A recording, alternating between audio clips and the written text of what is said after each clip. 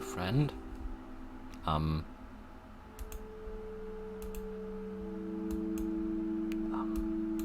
Is this a cutscene? Oh, hang on. What did I do? Oh. Okay, so I can sort of command you to wander about a little bit by clicking on things. Okay, that's kind of cool. Yes, so good evening, ladies and gentlemen, and welcome to a game whose name I have totally forgotten, even though I read it only about 10 seconds ago. I want to say this is called The Egg? I'm not sure. Apparently it's a sort of a video game adaptation of a story. A story I haven't read, but a story that is supposed to be about the sort of the meaning of life, apparently, which is interesting. Oh, I see. So the mouse is like a little blue outline which appears when I'm able to click on something, meaningfully anyway. What happened? Where am I? Looks like there's been a car accident. Goodness. I climb up the stairs. Presumably that was a wheel that was hanging off, or that had flown off even. Was what I could see before. Hello, friend. Who are you? Possibly a man. Possibly, yes, or possibly an orangutan. There's honestly no way to know. Once you've had a car accident, it's quite easy to hallucinate anything. You died. There was a truck. It was skidding. Maybe a woman. Yep. I don't think this is meant to be comedic. I think this is meant to be vaguely serious, but I've just spent about an hour playing an utterly ridiculous game, so I'm a little knackered, so I must apologise for that. But, let's see what we can find. I must say, I like the art style, the little blocky people. I think that's kind of interesting and kind of cute. And I like the minimalistic colours. Hello, friend.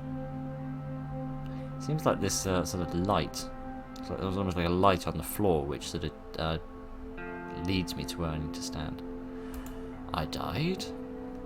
Vague authority figure. Yes, I don't feel bad about it. Everyone dies. I mean, that is true. Everyone that hasn't yet will eventually. Can we discuss more? What is this place? Is this the afterlife? More or less. I suppose. Well, my kids, my wife.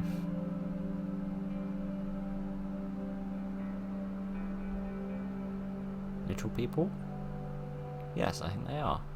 What about them? Would they be alright? You just died and your main concern is for your family. That's good stuff right there. Don't worry. Well, it's easy to say, not quite so easy to do, is it? But, at least this is one of those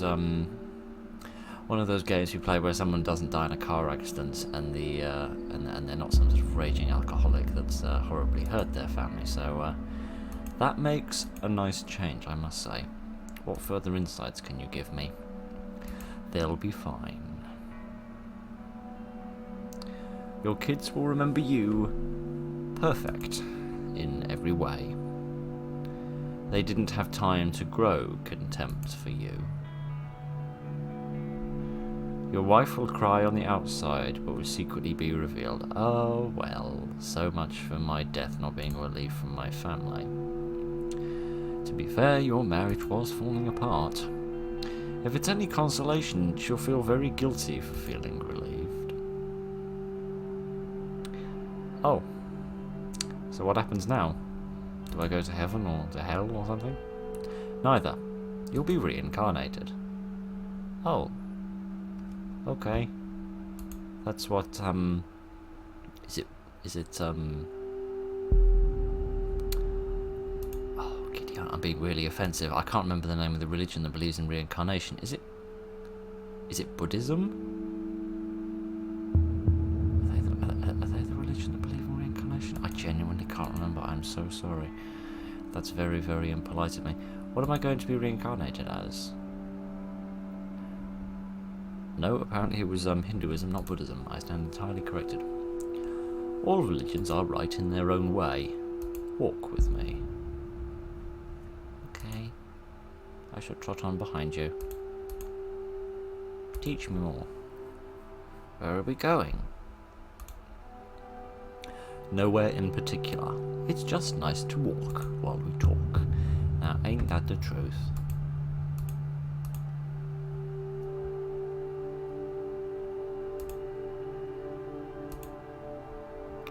So, what's the point then?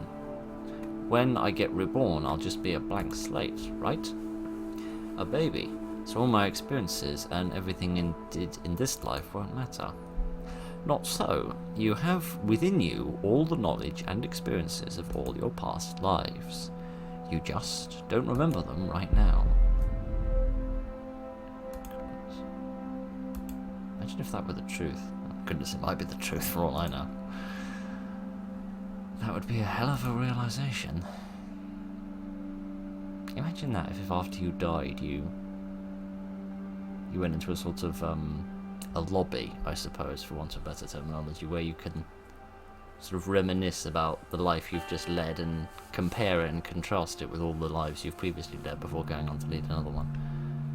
How fascinating would that be?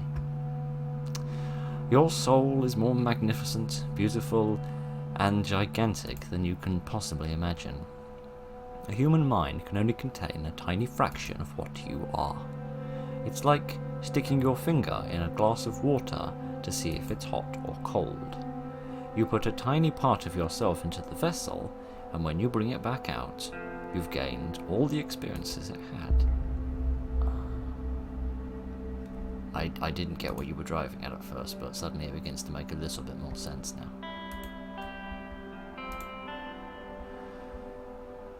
You've been in a human for the past 48 years, so you haven't stretched out yet and felt the rest of your immense consciousness. If we hang out here long enough, you'd start remembering everything. But there's no point to doing that between each life. Why not? That sounds interesting. How many times have I reincarnated then? Oh, lots. Lots and lots. And into lots of different lives.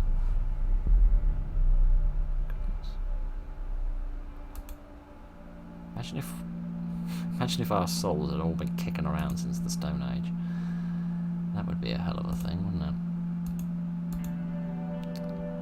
it? This time around, you will be a Chinese peasant girl in 1540 AD. Wow. You're sending me back in time? Well, I guess technically time as you know it only exists in your universe. Oh yeah, I always assumed that reincarnations would like be one after the other. You know, you die in 2025 and then you get reincarnated into someone who's born in 2025, which now I think about it from a mathematical perspective wouldn't work, because if there were X number of souls knocking around in medieval times, let's say there were 1 billion souls knocking around, I don't know when the population of the Earth crossed 1 billion, let's say it was the year 1250 for no good reason. Let's say that there were 1 billion souls knocking around in the year 1250. Now we've got 8 billion people, which means there'd be only one soul for every eight people on Earth, which means you'd have to drum up 7 more from somewhere. And that's assuming that people are just reincarnated into people. But then I guess if there could be animals as well, there could be enough. Goodness, there might be enough if they include things like trees and stuff. I don't know. Enough with the philosophical questions, Phil. Play the damn game. Where to now?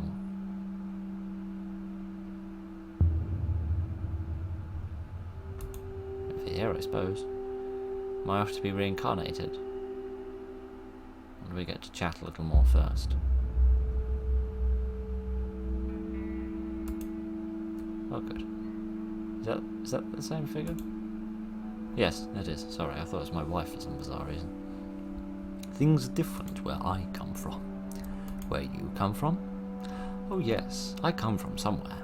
Somewhere else. And there are others like me. I know you'll want to know what it's like there, but honestly, you wouldn't understand. That doesn't really surprise me. But wait, if I get reincarnated to other places in time, I could interact with myself at some point. Oh man, there's a thought. It's like a time paradox, isn't it? Sure, happens all the time. And with both lives, only aware of their own lifespans, you don't even know it's happening. That's wacky. That boss you've got at the office that you despise could be yourself in the weirdest possible way. Man alive, that's a wonderfully eye-opening thought.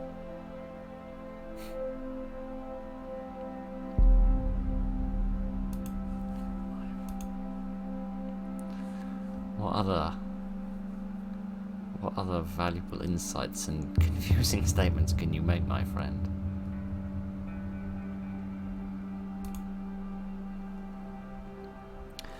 So, what's the point of it all? Seriously? That's a question I always find a bit of a strange one. I mean, things that technically need to have a point, exactly. Can't just the experience itself be enough? Can't a journey just be enjoyable and worthwhile for its own sake, rather than for the sake of getting somewhere? I mean, can't you just go for a walk because you enjoy going for a walk? Not because there's some sort of grander meaning to it. Not because you need exercise, or you want to go to the shop at the other end of the road, or you're in search of a missing cat. Can't a walk just be a walk sometimes? But I suppose when things are as great and as grandiose as your entire life, I suppose it's nice to have something to drive at, I suppose. Some sort of goal to reach for,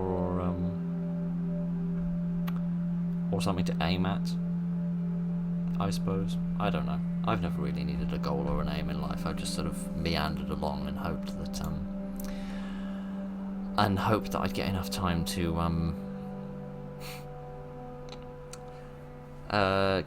enjoy most of it. Well, it's a reasonable question, is it?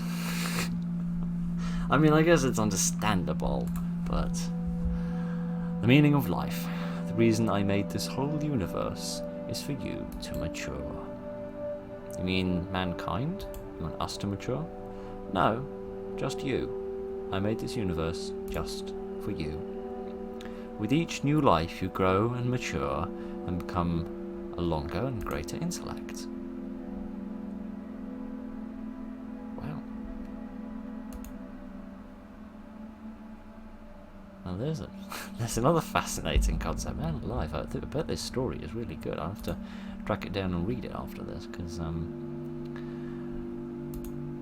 it's very, I don't know, thought-provoking, I think is probably the correct term. It sort of makes me think of things and think in ways I haven't done before.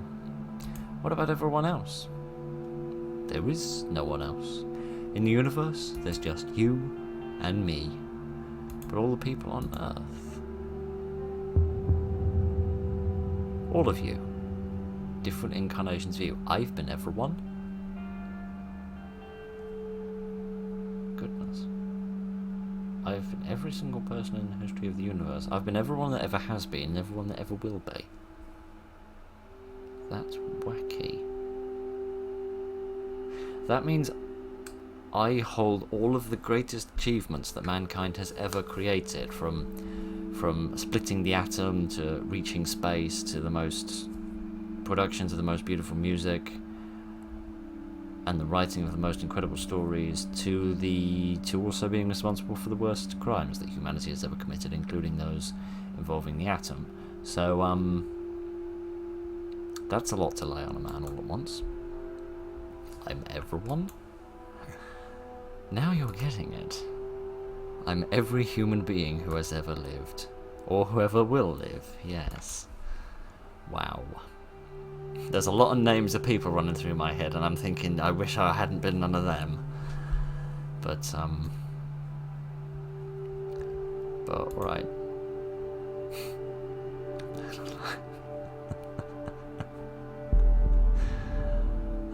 And the crazy thing is, there isn't even like a scientific basis to deny this. There's no scientific evidence to support it, but there's also no scientific evidence to deny it, because there's no scientific evidence whatsoever when it comes to life after death. So, it's weird. Apparently I've been Abraham Lincoln. And you're John Wilkes Booth too. Yeah, that's one of the names that was in my mind earlier.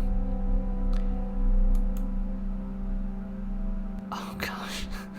Oh gosh, will you stop naming people I know? Not personally. And also, can you take that off the screen, please? Thank you. Yeah, now I don't know if I can put this video up or not. Ah, dear. And you're everyone that followed him. Dear. This has been an eventful 16 minutes of my life. I genuinely wasn't quite expecting this. Man alive.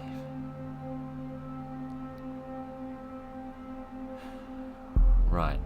How much more can you tell me? I feel as if I've learned. I feel like I've had my mind opened more in the past 20 minutes than I have in the past 20 years. Every time you victimized someone, you were victimizing yourself. Every act of kindness you've done, you were doing for yourself. Every happy and sad moment ever experienced by any human, or ever will be, was experienced by you. Why do all this? Because someday you will become like me. Because that is what you are. You're one of my kind, and you're my child. Every time I think you can't say anything that's going to make me even more amazed, but somehow you always manage it.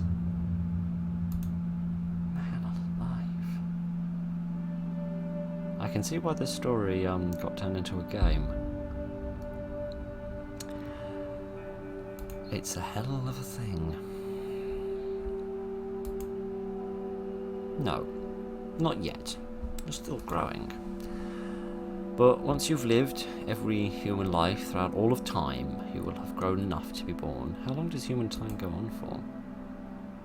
So the whole universe, it's just an egg.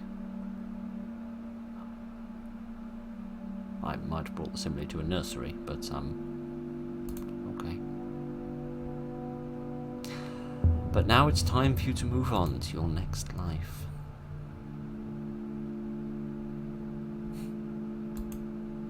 Okay. I don't really know what I don't really know what the lives of peasant girls in 6th century China were like, but I suppose we're going to find out.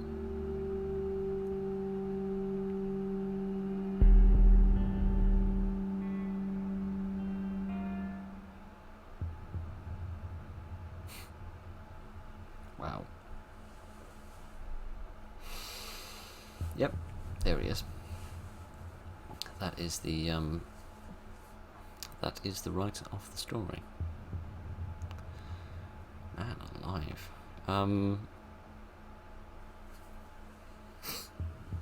That was an experience. That genuinely is very, very impressive. Very thought-provoking. Very, very interesting indeed. I genuinely have no idea what to say. No.